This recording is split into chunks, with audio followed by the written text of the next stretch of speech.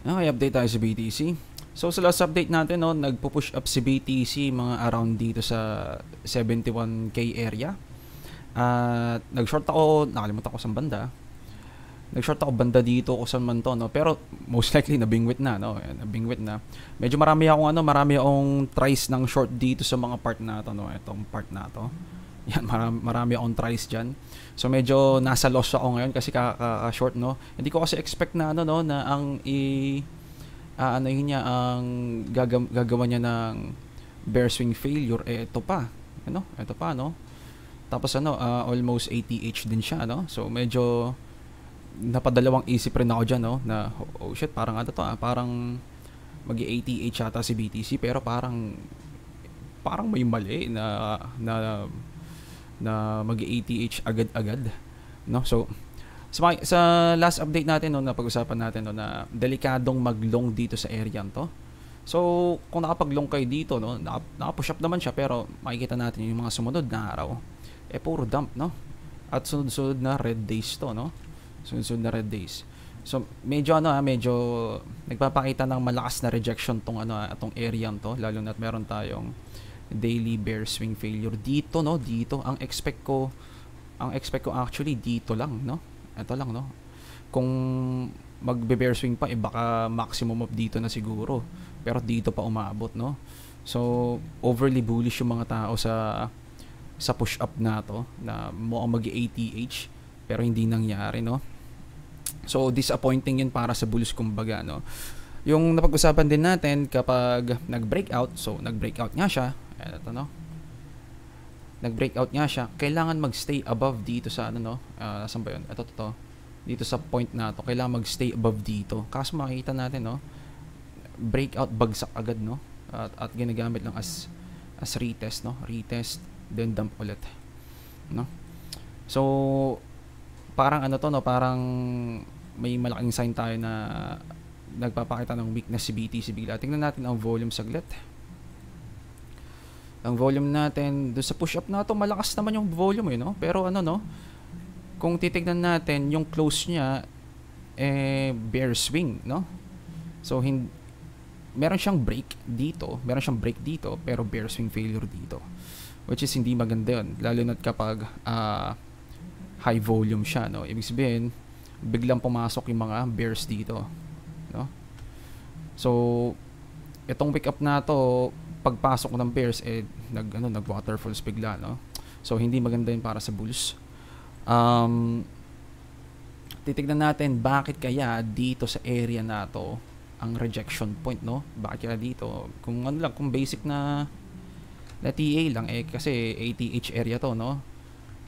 Pero baka may rason kung bakit. So ang natin, ang impulse wave theory natin dito, so alisin ko lang itong mga to, yan. At meron tayong weekly ba dito? Weekly. Okay na, yung weekly natin, no? So ito yung weekly level, no? Weekly level. Winick up lang, no? Napakapangit na candle nito sa weekly. So pag natapos to ng ganito, meron tayong potential falling star, kumbaga. So 12:41 AM na. Mamayang 8 AM. So Monday na ngayon, no? Kasi 12:41 AM na. Mamayang 8 AM, pag nagbukas ang panibagong candle, magkakaroon tayo ng bagong weekly candle, at ganito ang itsura nito. Medyo hindi magandang sign yun, no. Falling star, kumbaga. So ito, no, makikita natin yung selling pressure. Biglang pasok ang selling pressure. Tingnan natin ang RSI.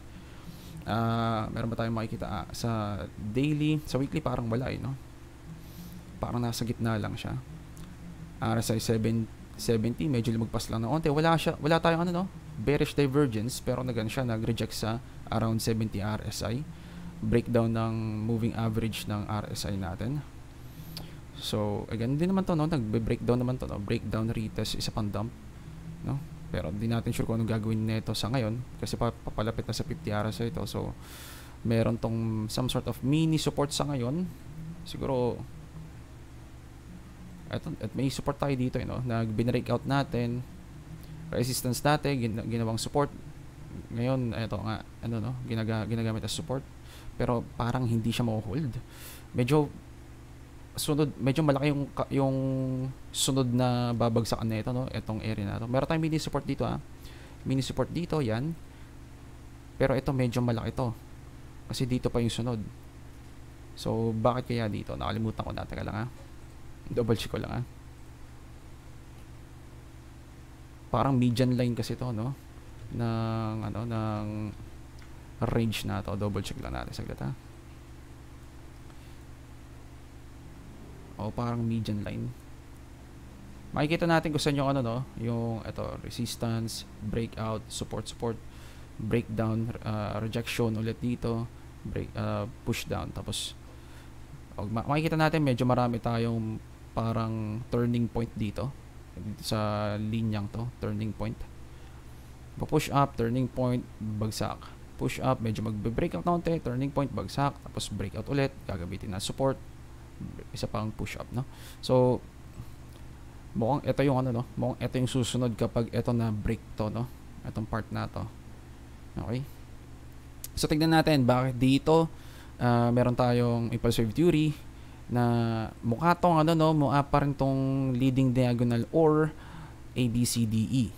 Okay, so para maging bullish tayo kailangan leading diagonal to.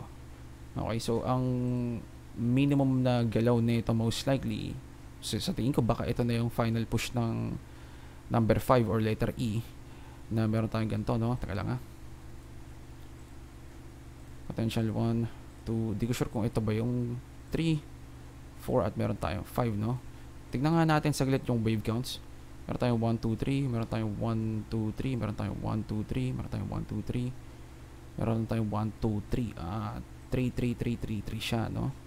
Hindi ko matandaan kung yung impulsive move na 5 waves 3, 3, 3, 3, 3 kung pwede bang ganon, or alam ko kasi 5, 3, 5, 3, 5 yun, no.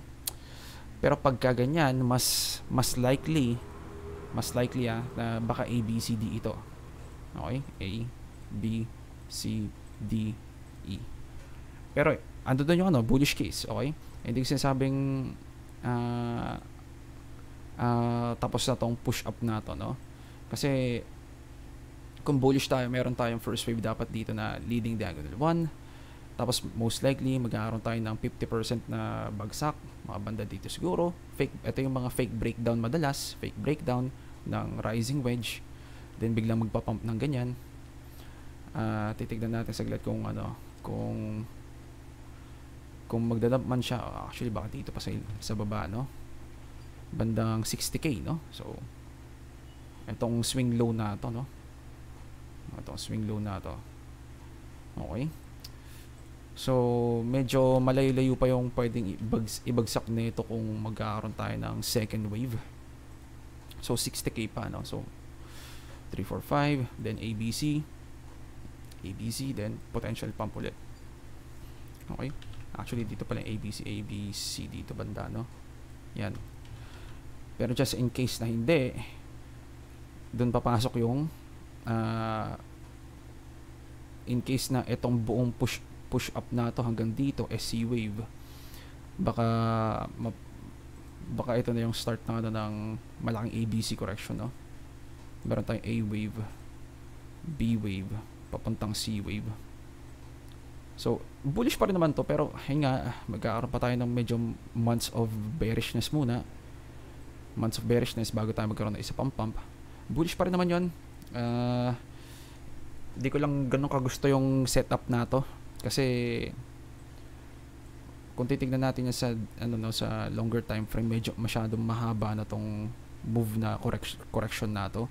Most likely may bear market na dito. Baka hindi ABC yan at baka ganito na talaga, no, na C wave na meron tayo 1, 2, 3, 4, 5 na ganyan na malakihan talaga. Just in case lang, may papakita rin ako mamaya about sa SPX tsaka sa Nasdaq, no, kasi lagi ko pinapakita yung Nasdaq tsaka SPX na nasa range na ng final push to the upside. Actually bago matapos yung Friday nagpakita ng napakalaking weakness, no. Mamaya papakita ko. So bakit tayo dito nagre-reject? Kung dito ang ang sabihin natin kung corrective move to dito, meron tong some sort of ABC correction sa loob siguro. Hindi ko sure, no? Pero pwedeng A wave, B wave, C wave lang to, na kahit hindi A, B, C, D, E, kahit hindi ganito, no? Kahit hindi ganyan, pwedeng ABC correction lang to, no? Na ganito. Meron tayong A wave, B wave, C wave na ending diagonal naman. Labasan, meron pa rin tong 5 waves, no? Burahin ko nga lang to saglit para hindi na tayo masyado yan. Hindi masyado importante yan eh. Nagkaroon tayo ng ABC correction dito sa loob. Actually, tama ba? 5 waves pala dito sa C wave, no? 5 waves, sorry. Meron tayong 1, 2, 3, 4, 5 rising wedge pa rin naman to na ganito, panibagong rising wedge. Parang ganyan, no? Rising wedge na C wave. So pasok pa rin naman yan sa ABC correction na ganito, no? Ang problema lang dito, kung ganito ang setup nito at hindi pala ABCDE, dapat etong C wave ang target nito 1 fib or 1.272. At kung titignan natin, lalagyan natin ng fibs. Dyan, dito, yan. Lagpas tayo ng 1 fib. Ito, no, makikita natin, okay, meron tayong rejection. So, ito yung hindi ko nakita, no, kung ABC correction siya. Hindi ko nakita na may possibility of ABC correction siya. Kasi kung ABC correction siya, malitong short area na to na nilapagan ko last time. Kasi ang kakalabasan, meron tayong A wave, B wave, tapos 5 waves dapat ang C wave. Tatlo lang to, 1, 2, 3. So ito mali, no, kakalabasan. Ibig sabihin meron pang isa pang push up na pang 5. 1, 2, 3, 4, 5. Dapat ganun ang itsura. So kung C wave nga to, dapat ang target nito 1 fib or 1.272. Okay? So napeke tayo na 1 fib, no? Or napeke ako ng 1 fib. Pero ang problema dito, ang 1.236, 1.272 ATH. So bakit kaya? Actually, kung titignan natin sa regular chart, dito pala natin makikita na perfect tayo nag-close below ng 1.272. Di ko rin napansin yan, no? Dami ko kasing ginagawa, so hindi ko masyado na rotate yung mga mga tingin ko kung regular chart or logarithmic chart. So ito, ngayon ko lang rin napansin to, no, nung chinek ko ulit. So C wave target met na to kakalabasan. So malaki ang chances na kapag target met magdadump, no? So nagdadump nga naman tayo. Ayun lang yung medyo pangit sa galaw ni BTC sa ngayon, kasi masyadong choppy to, no? Choppy to. So maraming basa to ng pwedeng ABCD ito. Yung pala meron pa palang C wave dito, 1, 2, 3, 4, 5. No, possibly ganun, no? At nasa regular chart pa. So ang hirap talaga mabasa niya, no? So sanay tayo sa logarithmic chart kasi, no? So anyway, since nakikita natin na potentially kung sa regular chart tayo titingin at doon siya nag-reject sa 1.272, which is yung target ng C wave madalas na final move ng C wave, tsaka siya magre-reverse bigla. Ito, no, dito nag-reverse ko saan tumama sa 1.272. Pwede tayo maka-expect na baka nga ito na yung start ng dump, no? Kung titignan natin yung total tree, yung FTM kunwari, no, FTM, teka lang yung dito yung mga prices ng ng BTC, si FTM nasa 0.7 cents, 70 cents. Nung nag-dump to si BTC, nag-dump, nasa nasa 55 cents na lang si FTM, no. So medyo worried ako sa alts ngayon kasi parang no, ang hina ng pump, tapos nung nagda-dump na si BTC, ang lakas bigla ng dump ng ng alts. Total 3. So worrying sign yun. Ayun, makikita natin, no, yung galaw ng ano ng na ni BTC na higher high, higher high, higher high, higher high, eh dito hindi natin makita. Actually, ito lower high, I mean high, lower high, lower high. Ngayon lower low pa dito sa low na to. Okay, so tama lang na yung nakita ko do sa FTM na at same price 70 cents, tapos ngayon nung nag-dump same price pa rin, naging 55 cents na lang, no? Medyo malaking drop 'yon, no? Or malaking discrepancy sa same price sa BTC. So makikita natin dito na mahina talaga ang alts, no? So parang feeling ko baka hindi dumating ang alt season nito, kumbaga. Kasi kung magpapump man to si BTC, kailangan talaga ATH, no?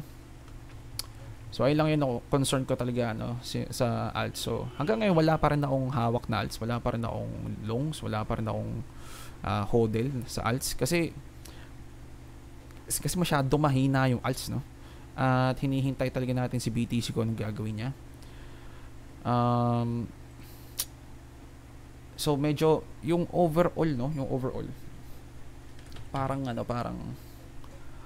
risk off talaga, no, ang galaw ng ng market. Tignan lang natin saglit ang SAM rule kung kung lumabas na ba.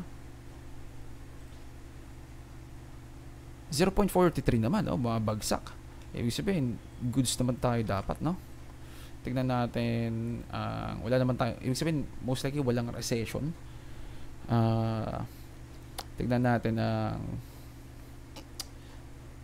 yield curve siguro. Yield curve. Ito na naman yung yield curve. Hindi ko na mahanap. Teka.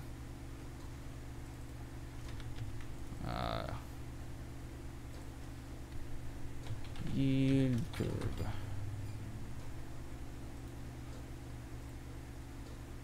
Inversion ng yield curve. Nag-cross na, no? Nag-cross na. Every time na nagko-cross ang yield curve, doon nagkakaroon ng massive dump si BTC. Or at least stock market, sorry, hindi BTC. Tingnan natin si SPX saglit. Ayun, makikita niyo na to, no? Mamaya pag-uusapan natin to ng bonggang-bongga. No, so saan nga ba pwede natin pwedeng example. So inversion, dito yung inversion, no? Inversion, dump, tapos isa pang inversion dito, isa pang dump, no? So ito expect natin, so ito meron tayong some sort of, di naman tayo nag-cross down, no? Di tayo nag-cross down, so medyo okay pa, pero COVID dump kasi to. Pero dito, ito, no, inversion, cross up, expect natin baka bumagsak to, no? So kung titingnan natin, kung zoom in tayo sa SPX, yung natin, yung pinag-usapan natin na around dun sa area na yon, dapat magre-reject na or ay na final move. Actually nangyari na, no? Nangyari na, sideways breakout pa to, no? Sideways breakout. Natin sa regular chart, pares lang ba? O pares lang naman. Andito pa rin yung pakabasurang box ko, ayan, no? Makita natin sinusuportahan pa siya ng 1.272, 1.236 hanggang sa nag-break, no? So malaking no, malaking jump to, no? Ibig sabihin meron tayong clear breakdown dito. Hindi pa naman to fully bearish, hindi pa fully bearish to, pero pag nababagsakan na natin to or na-lower low na natin to mga to, tsaka ito. So ang unang sign ito, no, na overlap na natin to. Oops, sorry. And overlap na natin to. Ang next natin kapag itong point na to nabalikan natin, overlap natin, medyo baka kailangan natin mag-evacuate ng mabilisan, no? Ng emergency evacuation, kumbaga. Kailangan lumabas ng crypto or kailangan lumabas ng stock market, baka ganun ang kakalabas. First signs lang naman yun, hindi naman, wala namang confirmation. Pero yun nga, no, medyo nakakita tayo ng mga signs na medyo malakas ang ang labas ng mga tao sa ngayon. Si DXY naman papakita ng ano no, ng strength. Makikita natin since February pa to, ito pa rin yung linya ko no. Ito andito pa rin yung ano niya no, yung support niya at ginagamit niya literal as support no. So medyo delikado rin yan. Nasdaq last one, clear breakdown no. Tingnan natin ang volume, most likely mataas yung volume nito. Ay hindi ko pala makikita kasi sira yung volume sa Nasdaq. Sa SPX lang siguro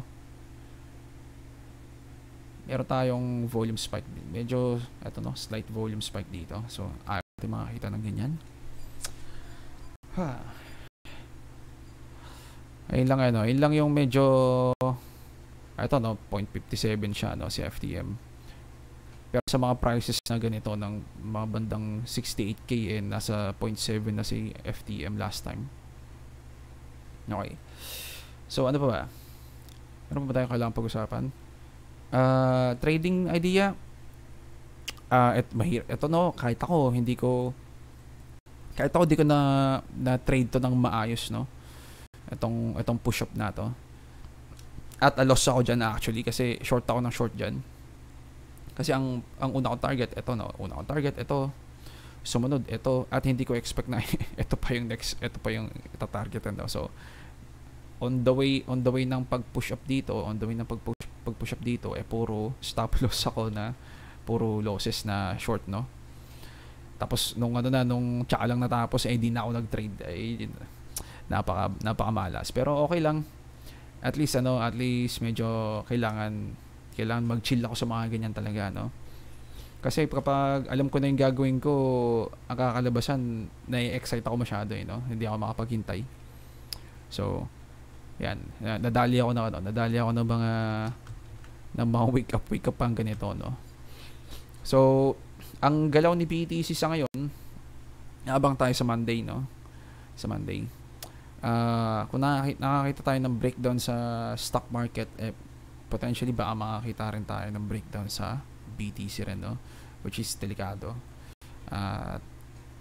Ayun nga no, hindi natin gusto makitang mag-down si BTC, pero ando doon yung bullish scenario. Medyo yung yung tone ko medyo bearish no, kasi nakakita ako ng dati ko pa kasi nakikita dito sa SPX at Nasdaq na mukhang patapos na yung pump nila.